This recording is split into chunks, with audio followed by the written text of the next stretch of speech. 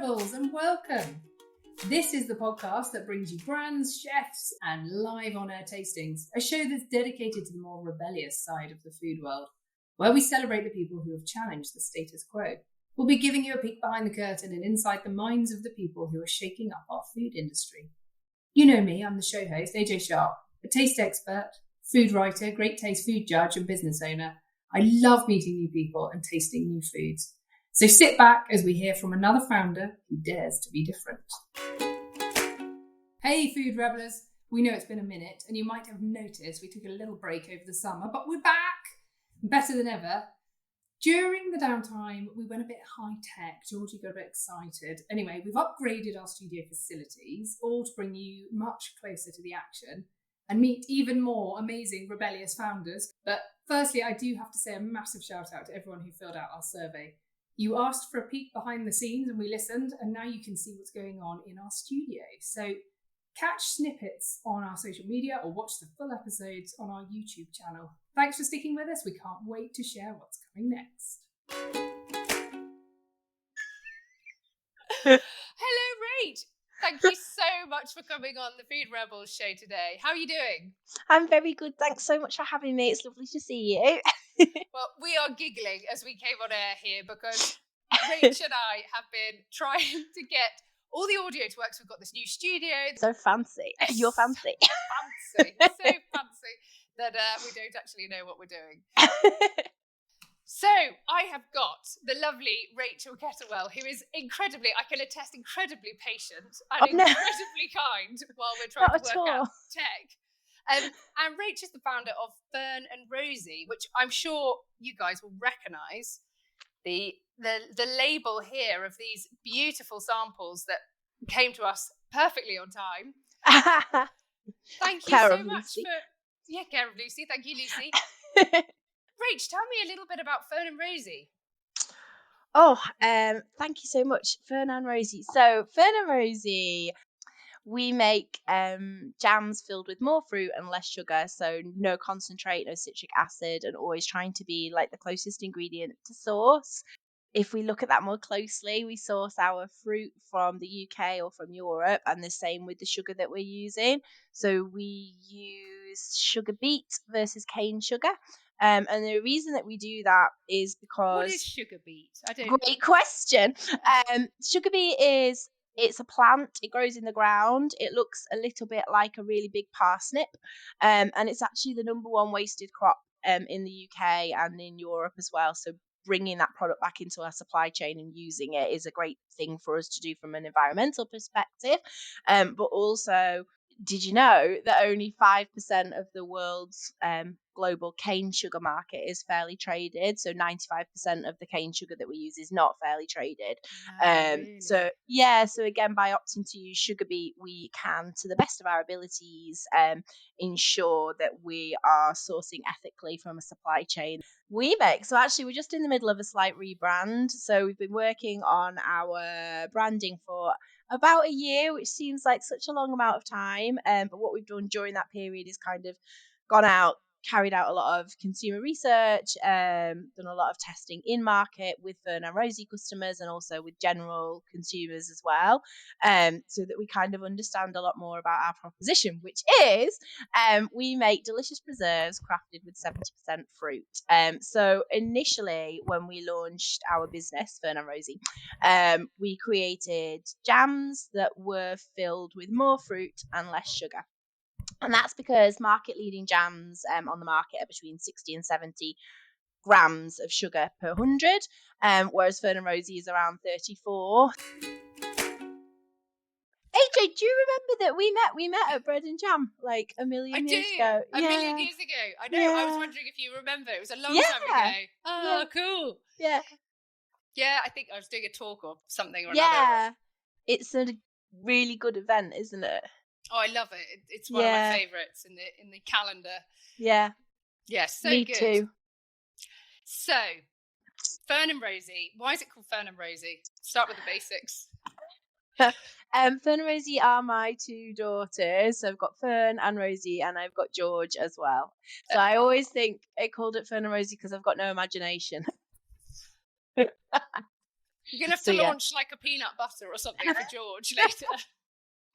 To do something, I think... do something with Manulife. Do like a jam and peanut butter swirl. That would be ace. Yeah, I know. I have talked about this, but like I think the reason those jam and peanut butter swirl collabs, well, you see them in a jar, but I think that's because those particular peanut butters and particular jams are so full of all the things that Fearne and Rosie and other peanut butters probably aren't full of. I feel like if we put Fearne and Rosie in together, it would just feel like a congealed pile of brown, I think. Yeah, I get that. Might taste sense. Nice, but yeah. Amazing. So your jams. So what I'm hearing is that you've got way more fruit than most other jam companies and way less sugar. Yes. That's amazing. So how have you managed to do that? How have you managed to achieve that effect? I think because I've come from a different industry, so I was a primary school teacher before I started Fearne and Rosie. Were you? Yeah. Yeah, I was. So I think for me this is it where was... the patience comes from, isn't it? It's okay, nothing's working. No, I think I was just probably really naive, and to me, when I found out that heritage jams are between 60 and 70 grams of sugar per 100, it just seemed really nonsensical to me, and I just thought, well, why don't we just make one that's got more fruit and less sugar in it? I think... But I mean, my understanding is the sugar does something to release the pectin, which then makes it firmer, something. So in order to make a jam, what makes jam set is sugar and pectin. So jam is fruit and sugar, essentially. Mm-hmm. And the pectin that you have either comes from the fruit, or you can add in additional pectin as well. And what happens is, obviously, the more sugar and the more pectin that's in the jar, the more solid the jam will be. Think if you had it on a plate, you'd be able to slice it. Whereas the less sugar and the less pectin, the looser the product will be. If you take a product like a blackcurrant jam, blackcurrants have got, because pectin is fibre, so blackcurrant has got more fibre in it than a strawberry or a raspberry. So a blackcurrant jam will be a firmer set than a strawberry or a raspberry jam. Typically, there's blackcurrant. Blackcurrant's a lot easier to make. Is it? Because it sets more easily. Yeah, there's less risk on it. So when you take a product, the reason those other jams are probably easier to make and probably a lot more cheaper to make is because the sugar is acting as a stabilizer. So because there's more sugar in there, I guess there's less room for error. Whereas Fearne and Rosie, when you take the sugar out from a manufacturing perspective, it's a little bit more complicated, and it's finding the balance of making sure we can take out as much sugar as we possibly can to have the product still taste. Taste is our number one, so it's got to taste fantastic. And also, what the sugar is also doing is preserving the fruit. So it's got to have, our jams have like an 18-month shelf life, whereas standard jams, some have 2 years, but I've seen even longer on some of this. It's not necessarily a good thing, though, is it? A long shelf life. What we're learning with all the ultra-processed foods is actually the things that are done to process the food to make it last a really long time isn't always the best thing, is it? I think so, and I think that's one of the exciting things, but also the kind of challenging things around the jam category. It's probably at the moment still got quite low consumer awareness. I always think we're kind of second, third generation of consumers just picking up the product, not really questioning what's in it, probably not looking at back of pack too closely. I think if you look at the peanut butter category, there's been so much innovation, led by Pip and Nut, led by Manulife, that have really made that category more exciting. Whereas in jam, it is heavily dominated by those heritage brands and own label. So I think it's quite an exciting category to be a part of because it's not done a lot for quite a long time. So to have a brand in there kind of disrupting it is exciting. It's also really challenging because it's got really big players and we're really small. You're going up against Tiptree and, some of the really big products, aren't you? Yeah, exactly. You know, when we go out and we do sampling with Fearne and Rosie, one of the biggest pieces of feedback that we always hear is, oh, it tastes like the one I had when I was little, or oh, it tastes like the one that my granny or my granddad used to make. You know, that feeling of nostalgia is what jam kind of sells on. And for Fearne and Rosie, because we're a relatively new brand, we don't have that same heritage.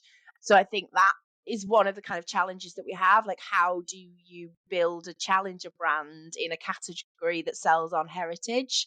I think what we opt to do is kind of lead with brand story, founder story, and try.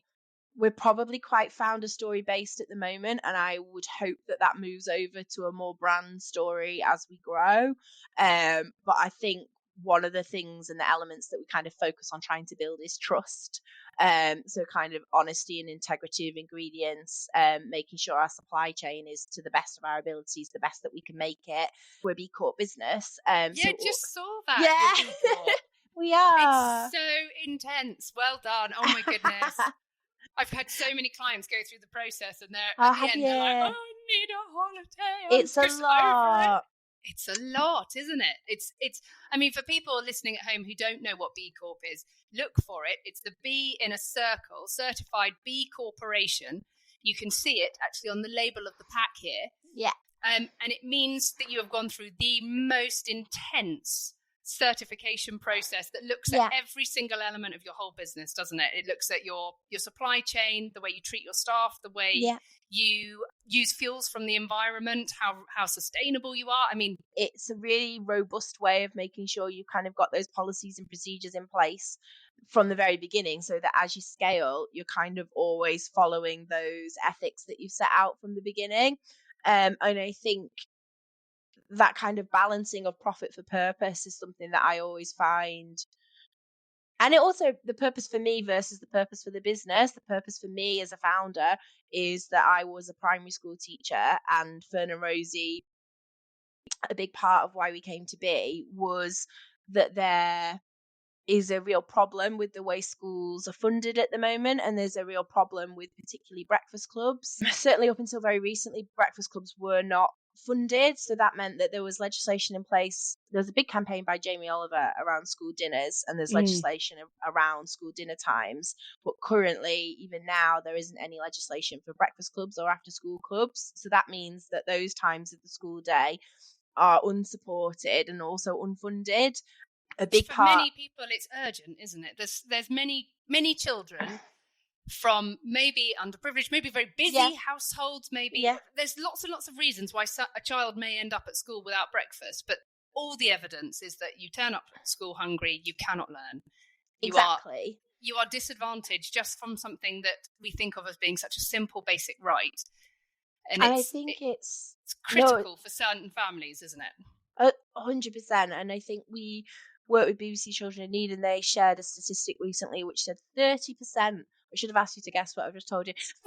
30% of the UK's children are living in poverty, which sounds staggeringly high. And we define poverty as food insecurity, essentially. So that's a really big chunk. I think it's over 4 million children are not, and you know, with the UK, you would think that we would be able to provide breakfast for our children. I really strongly believe that we can do, and that's a really impactful way to kind of drive change, because as you said, children coming to school without breakfast or without a healthy breakfast impacts not only their ability to learn, but their ability to form friendships, their ability to access the curriculum and just be happy members of our class and therefore our society.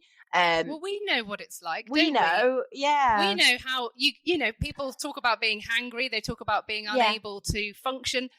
I mean, there's some awful statistic, isn't there, that if you go into a magistrate's court just before lunch, you're going to get a harsher verdict than you are. I've not heard lunch. that. Yeah, that's me. Yeah, but exactly. And I think that was kind of the driver for me for starting Fearne and Rosie. And so that's always kind of my purpose behind it is, well, how is this impacting schools? Is it impacting schools? And I think like a longer term goal for me is to supply schools. Like at the moment, what we do is we work with BBC Children in Need. We create recipes and content for them that live on their website and then get downloaded by schools and go into the classrooms. And that's always a side of the business that I want to do more of. But it's aligning that profit with purpose. So that's the purpose. But we also need to make a profit. And I heard a really lovely quote from One Water, who are, I think they were the first or one of the first B Corps in the UK, who said their purpose was to build more wells so that people had access to clean water. That's the purpose. But in order to do that, they have to sell more water. So in order to build more wells, they have to sell more water. And for Fearne and Rosie, I always think, well, in order to help more schools, I need to sell more jam. And that's what kind of helps me to balance that profit and purpose, because fundamentally that is what I am trying to do longer term, is help schools. That's amazing. And it's really interesting, isn't it? Like looking at the intrinsic motivations of why people start their businesses and why that really matters. And do you have, because I know it with the businesses I've started, there's been a pain point, there's been a moment that I've gone, oh, this isn't fair, or this isn't right, or I can help make this better. Do you have like a particular moment that happened to you, that you had this moment where you're going, I'm going to start selling jam and I'm going to make this better, I'm going to help, I'm going to improve this situation? I do. No, I always think I didn't really have like a defined moment. Like I had probably a few things. Like I was working in schools, I could see the impact of health, and it's not just about the food we're eating. You know, it's about the fact children are sitting down at desks all day and they need to be out moving around. Like there's a bigger problem. I also had my own children, Fearne and Rosie, so I learned about nutrition in a different way. But I think I do remember having a moment where I was in the hall at my primary school that I was working in, and just feeling quite sad about some of the things. My school was, or the school I was in, had quite a high proportion of children from less affluent backgrounds. So there's quite a high level of support that was needed there. And I do remember having a moment and thinking it was really not fair. I always thought naively that Fearne and Rosie would be like teams of people going into school and teaching children about where food comes from, the impact it has on their bodies. But I think the idea of kind of schools working alongside the grocers, I'm really interested in trying to connect those dots. And inspiring a whole generation to understand and take control, take ownership over the food that they're eating and understanding of it. It's massive. And I think it's, statistically, children are all different shapes and sizes, full stop. But I think if we look, we can see that obesity levels are rising faster than they have done previously. I think it was 2023 was the highest levels of obesity since records began. And that's significantly higher in less affluent areas. And what that shows us is that those children coming from poorer backgrounds don't have access to the same healthier foods as more affluent families. And again, that's something that should be different. Yeah, 100%. It's a terrifying statistic. And just talking about obesity, and that is one of the motivations, isn't it, behind using a lot less sugar in your jams. And you were explaining to us earlier how you've increased the fruit to help increase the consistency. But flavour-wise, you said all your fruit's UK sourced, is that right? No, UK or Europe. We don't go any further than that. Yeah. So which one should I try here first? Or what have you got? Superberry. I've got Superberry. Yeah, that's my with personal favourite. favourite. Taste star. So yeah, they've got great taste stars. Actually, blackcurrant this year won 2 stars. So we just need to change. I know. I need to change the labels at some point in my life. But blackcurrant won 2 stars this year, which is good. Oh, wow. This is lovely. Yeah, Superberry is my personal favourite. People think I'm so weird that whenever I taste something, I always taste it just with a spoon. And people go, do you want a piece of bread for that? And I'm like, no. No, keep tasting the product, yeah. And then you've got, I want to try this blackcurrant. So this is the 2-star. That's Great 2 Taste stars Award now. winning. Yes, 2 stars. And we know that 2 stars is very, very difficult to get. 3 star is the top, and there's only something 300 or 400 products a year get that. And the 2 stars, I often think, are almost the same quality as the 3 star. There was just one tiny thing. Oh, the fruit really comes through, doesn't it? Lovely blackcurrant. There's tartness and there's a lemony, citrusy kind of tartness there that's delicious, but it's sweet. It's still sweet, and your kids would eat it. It's a good one. Yeah, it's a tangy one. The blackcurrant's probably the tangiest. It did used to say on the label, I think we took it off, it said sharp and tangy, which I think we've removed now because it is quite a of the flavours that we have, it is the sharpest. Mix it with the yogurt, or it's great in baking actually, because it has got a really lovely flavour. And this raspberry here, Yes. raspberry preserve.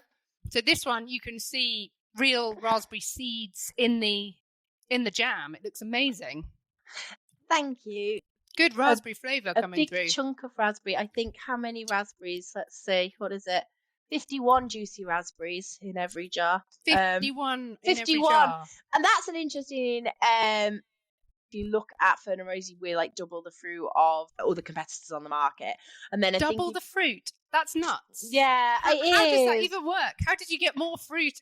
Is that because they've got less sugar, so you're able to put more fruit in, like physically in terms of space, or how does that work? We're essentially switching what would be sugar for fruit. And I think if you think about a punnet of, we did some work around like how much would a punnet of raspberries cost? How many raspberries would you get there?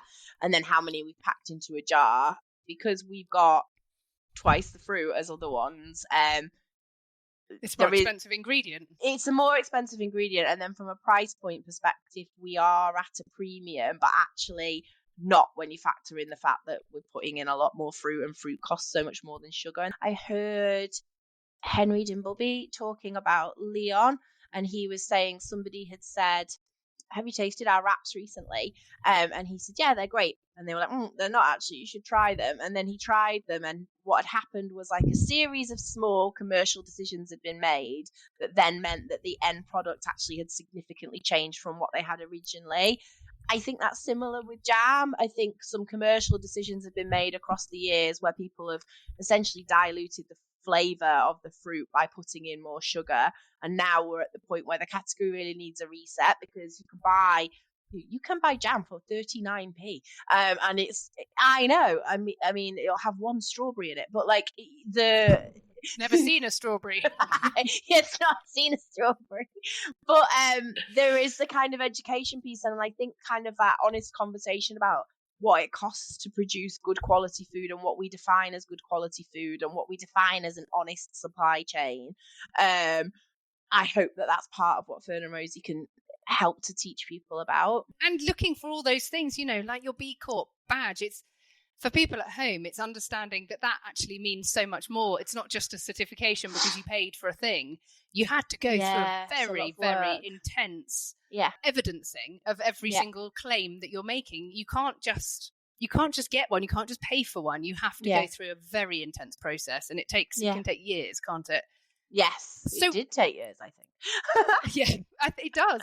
Now, how much is it, and where can people buy it? It's around £3.20 when it's full price, I believe. Obviously, retailers set their own in-store selling price. But yeah, around £3.20. And you can buy Fearne and Rosie in Waitrose, Ocado, Yorkshire Morrisons. We just launched nationwide with Asda and Co-op. And in October, we will be launching nationwide with Tesco as well. So yeah. Amazing. Going back to your story of this moment where you're a primary school teacher and having this sort of sad moment in the corridor, and you've got 2 small children at home, you then started a food brand. And as we know, it's not the easiest thing in the world to start a food brand. And if lots of people say to me, gosh, if I knew what I know now, I'm not sure I'd have done it. Would you do it again? I definitely think I was really naive. I think if I definitely thought, well, this just makes sense. Why wouldn't you put more fruit in it? I'm just going to ring the supermarkets and explain that to them, and they'll listen to me, of course. So, I did not realise how hard it would be. And I didn't realise, like, getting to shelf, but then getting off shelf. Would I do it again is a great question. I would, of course, but I have got 3 children, and I think that one of the changes I've made in the way I've run the business this year is because I was teaching part-time in the early days of Fearne and Rosie. I'm not a person that could afford to not take a salary. So I had my part-time teaching wage. And then when I got to the position that I could afford to take a salary from Fearne and Rosie, that's when I went full-time Fearne and Rosie. I think growing a startup is really hard, and my workload sometimes isn't sustainable. A change that I've made this year is working reduced hours over the school holidays, which has changed. Genius. Yeah. And I think being really clear with internal and external team members about what my capacity is over the school holidays, because the year before I didn't really do that, and I just tried to juggle everything, and I did, it was really, really hard. I got to the point in around October last year where I don't think I'd had a day off, for years, because I'd just been so busy. And this year to actually say, well, actually, no, over the school holidays, I do need to spend more time with my children. I want to do that. They're my number one, and somebody, Pip Brooke, actually, Pip Brooke said to me a long time ago that actually having children, she's the first person I think that said it's a really good thing that you have children, because they pull you out of the business, and actually they mean that you don't burn out, because ultimately, like the kids, I will stop and go and look after the kids because that's more important. So I think having them in my world is good for Fearne and Rosie. I couldn't agree more. We've had in our office, ladies just come back from maternity leave, and I said to her when she came back, you will find you've never been so efficient. You've never been so good at prioritizing your to-do list. Yeah.